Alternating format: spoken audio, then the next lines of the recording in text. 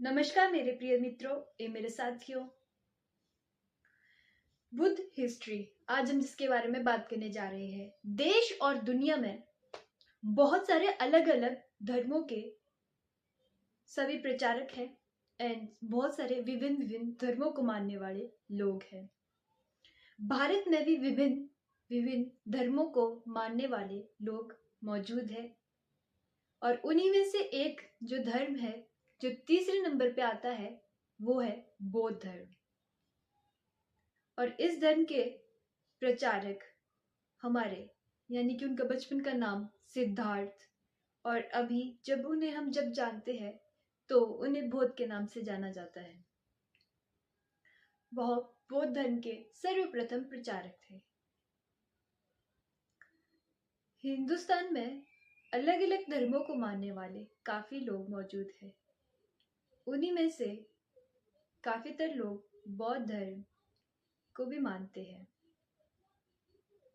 और इस पूरे के पूरे समाज में इस धर्म को लोग अधिकतर चीन, श्रीलंका, भारत और जापान, कोरिया जैसे विदेश देशों में माना जाता है। इस धर्म को बहुत सारे प्रचारक हैं। ये धर्म बहुत ज्यादा प्यारा है। इसमें हमें बहुत कुछ बातें सीखने को मिलती है महात्मा बुद्ध के द्वारा। मान्यता ये भी है कि महात्मा बुद्ध के पास जो भी एक बार अपनी शिक्षा ग्रहण करने के लिए कुछ सीखने के लिए जाता तो वो बहुत ही ज्यादा सीख करके और उनमें ही खो जाता, क्योंकि बुद्ध जी जब भी वो चलते तो उनमें एक अलग सा प्रकाश चमकता था। वो वो सब में से अलग दिखाई देते थे। वो उनका चेहरे का तेज एकदम चंद्रमा की तरह तेज था और उनकी चाल एकदम सूर्य के भांति थी जो कि बहुत ज्यादा चमकती और एकदम से अलग निखरती है। बुद्ध जी बहुत सारी हमें बातें बताते हैं जिसमें विशेष विशेष बातों का मैं आपको आज ज्ञान बताऊंगी। तो उपस्थिति इस धर्म की, बुद्ध धर्म का इतिहास कुछ महत्वपूर्ण बातें हमें बताता है और वो बातें फिर मैं आपको बताती हूँ। आप मेरे साथ बने रहिए। कैसे हुआ बौद्ध धर्म की स्थापना? बौद्ध धर्म बहुत ज्यादा पुराना धर्म और एक अलौकिक धर्म है। इसकी स्थापना स्वयं महात्मा बुद्ध जी ने खुद की थी और इसकी स्थापना 563 वर्ष पहले हुई थी और इसके संस्थापक महात्मा भगवान श्री बुद्ध जी थे जिनका बचपन में नाम सिद्धार्थ था। सिद्धार्थ को बचपन से ही बहुत ज्यादा अपने खेल में और बहुत सारी अच्छी अच्छी रुचि थी। वो बहुत ज्यादा अच्छे इंसान थे। वो बहुत ज्यादा नेक दिल के इंसान थे और उनमें दया भी काफी थी। वो इतने प्यारे थे कि जब भी उनके सामने कोई भी आता तो फिर वो उनको हमेशा कुछ ना कुछ देते ही देते थे। और महात्मा बुद्ध अपने टाइम पे जब वो थे तो वो एक राजकुमार यानी कि वो एक राजा के घर में पैदा हुए थे और वो राजकुमार थे वहां के। अब बुद्ध जी जब उनका जन्म हुआ था तो इनको स्टार्टिंग से लेकर ही बहुत ज्यादा प्रेम, दुलार और बहुत ज्यादा प्यार से रखा गया था, क्योंकि इनके पिताश्री को अवश्य यह ज्ञात था कि मेरा बेटा या तो बहुत ज्यादा महान राजा बनेगा या फिर एक महान ऋषि बनेगा। महात्मा बुद्ध जी के पिता, उनको बहुत ज्यादा उनकी आयु हो चुकी थी तो उनकी आयु बहुत होने के बाद उन्हें एक पुत्र प्राप्त हुआ था जिसे वो खोना नहीं चाहते थे और अपने से बिल्कुल भी दूर नहीं करना चाहते थे। वो महात्मा बुद्ध को बहुत ज्यादा प्रेम करते थे, इतना ज्यादा प्रेम करते थे कि उनके बगैर रह भी नहीं पाते थे। महात्मा बुद्ध जी को नाम उनके महात्मा के बाद जब उन्हें ज्ञान प्राप्त हुआ उसके बाद ही उनका नाम महात्मा बुद्ध कहलाया गया, परंतु उससे पहले उनका नाम महात्मा बुद्ध नहीं था। उनका नाम सिद्धार्थ रखा गया था। सिद्धार्थ जी को बचपन से ही खुला वातावरण पसंद था, परंतु उन्हें बचपन में ही उनके पिताश्री ने ऐसी सारी वस्तुएं और सब कुछ एक साथ रख दिया था। सब कुछ उन्हें हरियाली, बड़ा घर, सब कुछ उनके सामने रख दिया था ताकि उन्हें बाहर का जाने का मौका ना मिले। और वो इसलिए ना मिले क्योंकि उनके लिए एक भविष्यवाणी कर दी गई थी जब उनका बचपन, जब वो छोटे थे, तो उनके ऊपर एक भविष्यवाणी हो चुकी थी एक ऋषि मुनि के द्वारा कि या तो ये बहुत बड़े महान शासक बनेंगे और या फिर ये ऋषि बनेंगे। तो उनके जो पिताश्री थे तो उन्हें वो अपना राजपाट देना चाहते थे, बहुत बड़े, उन्हें महाराजा बनाना चाहते थे, उन्हें एक बहुत ज्यादा उच्च श्रेणी के राजा में देखना चाहते थे। उनके पिताश्री का यह सपना था और वो उसी के ऊपर उन्हें पूरा का पूरा सम्मतित थे कि ये जो ऋषि मुनि कह रहे हैं या तो ये संत बनेंगे। अब संत वो इन्हें इसलिए नहीं बनाना चाहते थे क्योंकि वो अपने से दूर नहीं करना चाहते थे, वो उन्हें बहुत ज्यादा प्यार करते थे। तो एक बार राजकुमार अपने घर से बाहर आ जाते हैं प्रजा के बीच में। तो फिर उनके जो पिताश्री थे राजा जी, तो उन्होंने सबसे सर्वप्रथम यह कहकर के अपने सेनापति सिपाहियों को पहले ही कह दिया था कि जितने भी प्रजा दुखी है, बुढ़ापा या फिर कोई भी बचपन की चीजें या फिर कुछ भी ना वो किसी का दुख देख सके, हर जगह खुशियां ही खुशियां वो रखना चाहते थे। क्योंकि महात्मा सिद्धार्थ जी इतने भोले थे, उन्होंने इतना अपने अंदर इतना प्रेम था सभी के लिए कि वो किसी का दुख नहीं सहन कर सकते थे। उन्हें जीतना मंजूर नहीं, चाहे वो हार जाना मंजूर करते थे, परंतु वो किसी को दुखी नहीं देखना पसंद करते थे। वो उन्हें खेल में काफी रुचि होती थी और वो खेल में बहुत ज्यादा आगे थे, परंतु उन्हें हार जाना ही पसंद हुआ करता था।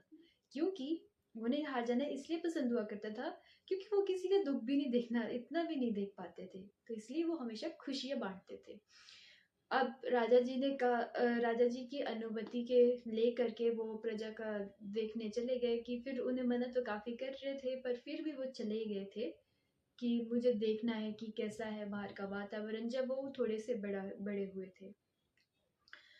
तो उनका विवाह भी हो चुका था और उनके घर में एक सुंदर पुत्र राहुल के नाम का भी हुआ था और बहुत ज्यादा अच्छे से वो चल भी रहा था उनका सब कुछ। उनकी बहुत ज्यादा सुंदर कन्या से उनका विवाह भी करा दिया गया था, उसका नाम यशोदा था।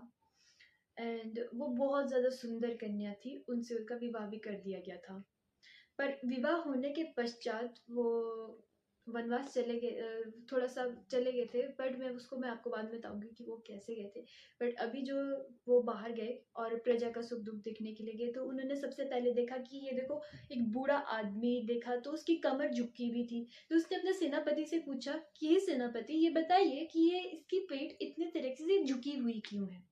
तो सेनापति ने कहा कि महाराज मुझे क्षमा कर दीजिएगा, मैं ये नहीं बता सकता आपको कि इसकी पीठ क्यों झुकी हुई है, क्योंकि मुझे महाराजा जी ने मना करी है और मैं उनके आदेश का उल्लंघन नहीं कर सकता हूँ। तो महात्मा बुद्ध जी ने कहा कि मैं तुम्हारी गर्दन उड़ा दूंगा अगर तुमने मुझे बताया नहीं ना कि इसकी पीठ झुकी हुई क्यों है। तो वो अपने सेनापति से ही पूछ रहे थे जो उनका सारथी था। तो उसने बताया कि महाराज ये बूढ़ा हो चुका है, इसकी कमर में जोर नहीं है, तो इसकी कमर झुक चुकी है। तो महात्मा बुद्ध यानी कि सिद्धार्थ एकदम से चौंक गए कि ये ऐसा क्यों या फिर ऐसा किस लिए, ऐसा क्यों, ये क्या सभी के साथ होगा। तो उन्होंने कहा, सारथी जी ने कि हाँ जी ये तो सबके साथ होगा, आपके साथ भी होगा। बोलते आप मेरे साथ भी होगा, बोलते हाँ जी आपके साथ भी होगा। फिर उन्होंने बोला ऐसे कैसे, बोलते मेरे साथ नहीं हो सकता। बोलते महाराज चाहे कोई भी हो, ये सभी के साथ होना, बुढ़ापा एक दिन सबको आना है, चाहे वो राजा रंक या फकीर या फिर कुछ भी हो, उसे बुढ़ापा आना ही आना है। फिर उन्होंने थोड़ा सा देर आगे देखा और उन्होंने फिर देखा कि एक छोटा सा बच्चा है, वो खेल रहा है। और राजा जी उसमें सिद्धार्थ को उसमें प्रसन्नता हुई कि चलो मेरा बचपन भी ऐसा ही था, मैं भी ऐसे ही खुश था। फिर वो थोड़े से उनके साथी ने उनको रिलैक्स कर दिया कि चलो ऐसा होता है ठीक है। फिर उन्होंने थोड़ी देर बाद देखा कि सामने से एक बुजुर्ग और बहुत ज्यादा एकदम से मृत्यु यानी कि बहुत खराब इंसान को देखा जिसके पास कोई जाना नहीं पसंद कर रहा था। तो उन्होंने कहा कि ये बात, ये सारथी ये क्या हो रहा है, ये सामने क्यों ऐसे बैठे हैं, मैं इसको ये क्या क्यों तड़प रहे। तो उन्होंने कहा कि महाराज इसकी मृत्यु आने वाली, ये मर जाएगा। तो राजा सिद्धार्थ ने कहा कि ये क्यों मरेगा, मैं भी मर जाऊंगा। तो उन्होंने कहा जी सभी मरेंगे एक ना एक दिन। तो फिर सिद्धार्थ को एकदम से बहुत ज्यादा अंदर से आया कि मेरी मृत्यु कैसे और क्यों होगी। वो एकदम से खलबला उठ गए थे क्योंकि उन्होंने कभी ऐसा मंजर देखा ही नहीं था। अब जिन शख्स ने बचपन से लेकर के हमेशा ही खुशियों का माहौल देखा, उनको एकदम से इतना सब कुछ देखने को मिल जाए तो उन पे क्या बीतेगी, उनको पता ही नहीं है कि मृत्यु क्या है और कैसे ये अलग सा शैया या फिर कोई उनको उठा के ले जा रहा है, वो उन सबसे बहुत अलग थे, तो उनके लिए बहुत ज़्यादा ही ज़्यादा था। तो उसके बाद उन्होंने एक अर्थी को जाते हुए देखा जिसको 4 लोग अपनी पीठ के ऊपर लेके जा रहे थे। तो उन्होंने एक बार से फिर पूछा अपने साथी से कि साथी मुझे बताओ ये क्या हो रहा है? तो उन्होंने कहा महाराज ये मृत शरीर है, इसको जलाने के लिए इसको शमशान घाट लेके जा रहे हैं। तो बोलते ये क्यों है या फिर इसको किस लिए लेके जा रहे हैं? तो ये बोलते ये मृत कैसे हो गया, या फिर बोलते मृत्यु किसको आएगी, मृत्यु सभी को एक ना एक दिन आएगी क्या मृत्यु? तो उनके सारथी बोलते कि जी हाँ, मृत्यु सभी को आएगी, मृत्यु किसी को भी नहीं छोड़ती, मृत्यु ना राजा को छोड़ती, ना रंग को छोड़ती, ना पशु को, ना मनुष्य को, जो इस धरती पे आया है वो एक ना एक दिन जाएगा ही जाएगा। तो उनके सारथी ने उनको महात्मा यानी कि सिद्धार्थ को ये कहा। तो फिर सिद्धार्थ एकदम से बौखला गया, उन्होंने जीवन का एकदम से सत्य देख लिया था। फिर उसके बाद उन्होंने एक संत को देख लिया, उन्होंने संत भी बहुत ज्यादा कम देखे थे। तो सबसे पहले उन्हें ये नहीं ज्ञात हो रहा था कि ये क्या चीज है, तो वो अपने सारथी से पूछते कि हे सारथी मुझे ये तुम ये बताओ कि इसने एकदम साधारण से वस्त्र क्यों धारण करे, कि क्यों ये एक सजावट का एक मोती का अंक भी नहीं इसने पहना है, या फिर कुछ भी एकदम से इतना साधारण कैसे हो सकता है, या फिर ये क्यों है? तो उसके साथ कहते कि महाराज ये जो आप देख रहे हैं सामने, ये सन्यासी है, इसने अपना गृहस्थ छोड़ दिया है, सब कुछ एकदम से अब खुले वातावरण में रहना चाहता है, समाधि ग्रहण करेगा, भगवान का नाम लेगा, क्योंकि इसे पता है कि सबसे ज्यादा चीज जो है वो मोक्ष है, ये मोक्ष के लिए कर रहा है और ये खुशी प्राप्त करने के लिए इसकी यही इच्छा है और इसी में इसको संतुष्टि है और इसको जीवन का ज्ञात हो चुका है। तो महाराज सिद्धार्थ ने वहीं से समझ चुके थे कि ये क्या हो गया है या फिर ये कैसे हो गया है। तो उन्होंने सबसे स्टार्टिंग में ही महर्षि ने जब कहा था कि ये बनेंगे तो या तो बहुत बड़े महाराजा बनेंगे या फिर बहुत बड़े ऋषि मुनि बनेंगे, तो वही बात हुई कि उन्होंने एक बड़े महाराजा तो नहीं पर एक बहुत ज्यादा बड़े महर्षि और महात्मा बुद्ध बने। और उसी के बाद से उन्होंने वहां से संन्यास ग्रहण कर लिया और वो वहीं से चले गए, परंतु उनका सारथी उनके घर लौट गया वापस, परंतु वो घर वापस नहीं लौटे। उनको बहुत बार कोशिश करी, बहुत बार बोला कि वापस आ जाइए, पर महात्मा बुद्ध वहां से चले गए थे कि उनको जीवन का सत्य पता चल गया था। तो यही थी, और 12 साल के बाद वो अपने घर वापस गए थे एक बार, और वो भी अपने पिता के अनुसार कि उनके पिताश्री ने किसी के मैसेज करवाया था उनको कि आपके पिताश्री आपको याद करते हैं, तो वो फिर भी वहाँ पे भिक्षा के लेने के लिए थ्रू गए थे। तो वहाँ पे जब भी गए थे तो फिर ये नहीं कि अपने वापस घर चले गए या फिर थोड़ी देर के लिए मिलने के लिए गए थे अपने पिताश्री के फेस देखने के लिए, बाकी वो आ गए थे।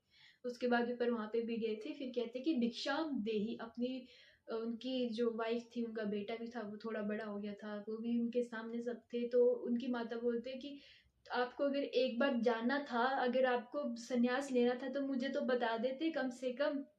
तो महात्मा बुद्ध जी कहते कि अगर मैं मैया आपको बता देता कि आप मुझे जाने देती, तो नहीं जाने देती ना, तो इसलिए मैं आपको बिना बताए ही चला गया। तो ये थी महात्मा बुद्ध की एक बहुत ज्यादा अलौकिक कथा। जो भी महात्मा बुद्ध के पास शिक्षा ग्रहण करने के लिए जाता था या फिर उनके जब उनके पिताश्री यानी कि राजा, बड़े राजा मतलब बुद्ध के पिता सिद्धार्थ के पिता जब भी संदेश लेने के लिए किसी ना किसी मनुष्य को उनके पास भेजता, तो वो इतने प्रेरित थे, इतने प्यारे थे कि उनके पास ही लोग आकर के बैठ जाते थे और उनकी बातों को बहुत ज्यादा ध्यान से सुनते थे, उनकी बातें बहुत ज्यादा ज्ञानपूर्वक थी। तो ये थी माता बुद्ध की एक छोटी सी कथा मेरे से, मेरे मेरे द्वारा। आपको अगर मेरे कहने का तरीका अगर अच्छा लगा होगा तो आप मुझे इस कमेंट से सब्सक्राइब कर दीजिएगा और मेरी गलतियों को माफ़ कर दीजिएगा अगर आपको थोड़ा सा कुछ इसमें अलग सा लगे या फिर कुछ लहजा लगे। और मेरी तरफ से ये पूरी की पूरी स्टोरी थी जो छोटी सी थी महात्मा बुद्ध जी की, जो कि मैंने देखी, पढ़ी, सुनी, आपको बताई। और आप मुझे कमेंट सेक्शन में प्लीज़ बताइए कि आपको कैसी लगी, और तब तक के लिए मिलते हैं हम नेक्स्ट स्टोरी में कुछ ऐसी ही अलग स्टोरी से, कुछ ऐसी ही नई कहानियों से। तब तक के लिए मैं आपके सामने रूबरू होंगी, तब तक के लिए धन्यवाद।